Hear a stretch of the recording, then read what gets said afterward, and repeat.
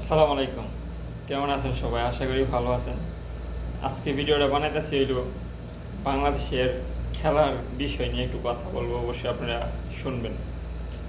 আমাদের বাংলাদেশের টিমেরা এরকম অবস্থা হয়েছে এখন, তাদের এখন বাসায় মনে করেন যে এই যে বেলুন ফ্রি আছে না, ফ্রি এসব দিয়ে রুটি বানানোর দরকার।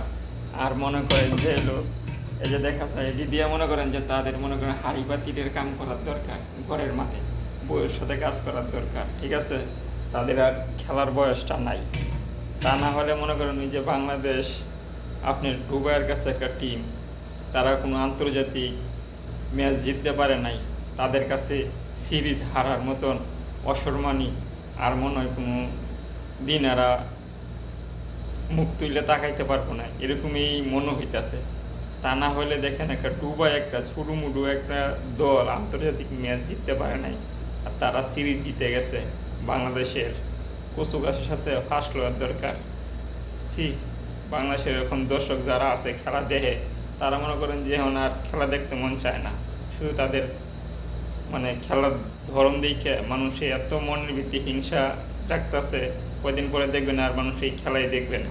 যে খেলাটা এত জনপ্রিয় ছিল সেই খেলাটা আজকে এই অবস্থা। তাই বলতে চাই ভাই, এই ক্রিকেট খেলা নিয়ে আর রাজনীতি না, আর কোনো কিছু না, খেলার জায়গা খেলা থাকতে দেন, সবাই সুন্দর করে খেলেন ভাই, দেশের সম্মানটা আবার রক্ষা করেন। ধন্যবাদ সবাইকে।